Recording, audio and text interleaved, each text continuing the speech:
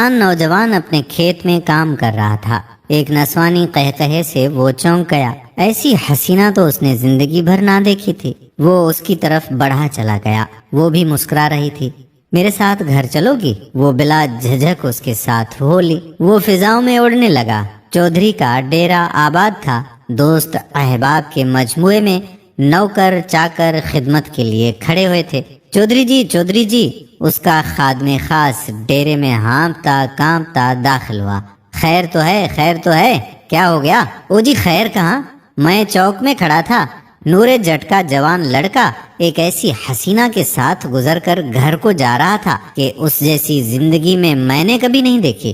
نہ معلوم کہاں سے لے کر آیا ہے، پورا چاند کا ٹکڑا ہے۔ چودھری جی، اسے سمجھ نہیں آ رہا تھا کہ اسے کہاں بٹھاؤں۔ آج اس کی زندگی کا بہترین دن تھا۔ اس نے تو کبھی سوچا بھی نہ تھا۔ واقعی جب خدا دیتا ہے تو چھپر پھاڑ کے دیتا ہے۔ اسے کچھ شور کی آواز آ رہی تھی جو اور قریب آ گئی۔ پھر دروازہ کھٹکھٹایا جانے لگا۔ دروازہ کھلا۔ چودھری ہکا بکا رہ گیا اور بے اختیار اس حسینہ کی طرف بڑھا۔ نوجوان جٹ ایک آہنی دیوار کی طرح اس کے راستے میں حائل ہو گیا۔ تم میری لاش پر سے گزر کر ہی اس تک پہنچ پاؤ گے، تم اس قابل نہیں۔ چودھری کہنے لگے، تم اس قابل نہیں، نہ یہ گھر اس کے قابل ہے۔ یہ میری حویلی میں رہے گی۔ نوکرانیاں، راحت، آرام، عزت اسے وہاں ملے گی۔ اس نے کہا، نہیں، یہ فیصلہ جج کی عدالت میں جائے گا۔ عدالت پورے جوبن پر تھی۔ سائل، مدعی، وکلا، اہلکار، عملہ سب موجود تھے۔ جج صاحب اپنی مسند خاص پر رونق افروز ہوئے۔ جج صاحب نے نظر اٹھائی۔ اسے اپنی نظروں پر یقین نہیں آ رہا تھا۔ اس نے عینک اتار کر صاف کی اور دوبارہ دیکھا۔ واقعی وہ حور اس کے سامنے کھڑی تھی۔ جج بولا، ارے یہ منہ اور مسور کی دال، اپنی اوقات دیکھو اور اس کا حسن، یہ تم دونوں کے لائق نہیں۔ میرے پاس مال و دولت ہے، عہدہ ہے، بنگلے ہیں، گاڑیاں ہیں، نوکر چاکر ہیں، معاشرے میں ایک حیثیت ہے، یہ میرے لائق ہے۔ چلو نکلو تم دونوں اور اس کو یہیں رہنے دو۔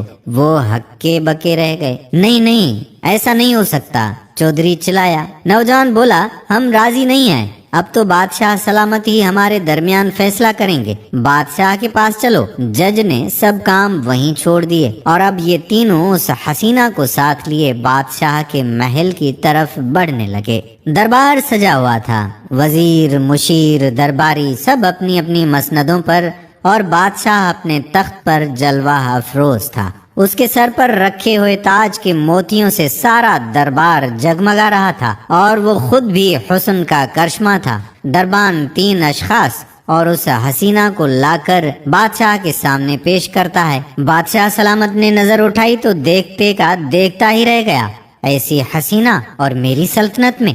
اس نے حکم دیا کہ ان تینوں کو ایک طرف لے جاؤ اور حسینہ کو میرے محل میں لے جاؤ۔ جج صاحب نے کچھ بولنے کی کوشش کی تو بادشاہ سلامت نے ایک طرف دیکھا۔ 3 ہٹے کٹے دربان آگے بڑھے اور تینوں خاموشی سے ایک طرف کو ہو گئے۔ وہ حسینہ جو اب تک خاموش تھی، اس نے خاموشی کو توڑا اور بولی، فیصلہ میں کروں گی، تم چاروں میرے پیچھے دوڑو، جو مجھے پکڑ لے گا میں اس کی۔ یہ کہہ کر وہ جلدی سے دربار سے باہر نکلتے ہوئے نظر آئی۔ بادشاہ کو اپنا تخت بھول گیا اور اگلے ہی لمحے وہ چاروں اس کے پیچھے دوڑ رہے تھے۔ وہ ہوا سے باتیں کر رہی تھی۔ بادشاہ سلامت تھوڑی ہی دور جا کر دوڑنے کی تاب نہ لا سکے اور ایک لمبی آہ بھر کر وہیں ڈھیر ہو گئے۔ جج صاحب بھی زیادہ دیر پیچھا نہ کر سکے اور اس کی سانسیں بھی جواب دے گئیں۔ چودھری صاحب بھی ہمت ہارنے والے تو نہ تھے، لیکن آخر کب تک؟ اب وہ تھی اور نوجوان تھا جو کہ ہر لمحے اس کے قریب سے قریب تر ہوتا جا رہا تھا۔ مگر یہ کیا؟ راستے کے ایک پتھر سے وہ ایسا ٹکرایا کہ منہ کے بل گرا اور اس کے منہ سے ایک دل خراش چیخ بلند ہوئی جو کہ حسینہ کے قہقہوں میں دب گئی۔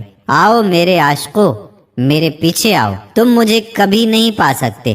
اور واقعی اسے کوئی نہ پا سکا کہ وہ دیکھنے میں تو حسینہ تھی، حور کے حسن والی تھی، دل فریب تھی، عقل کو محو کرنے والی تھی، لیکن حقیقت میں وہ دنیا تھی، اس کے پیچھے دوڑنے والوں کا یہی آخر انجام ہوتا ہے۔ اللہ تعالی ہمیں سیدھے راستے پر چلنے کی توفیق عطا فرمائے، آمین۔ امید کرتے ہیں کہ آج کی کہانی سے آپ کو کوئی نہ کوئی سبق ضرور ملا ہوگا۔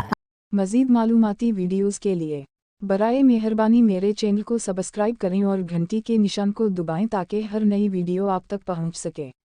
ویڈیو کو لائک کریں اور ویڈیو کے بارے میں کمنٹ سیکشن میں تبصرہ کریں۔ شکریہ۔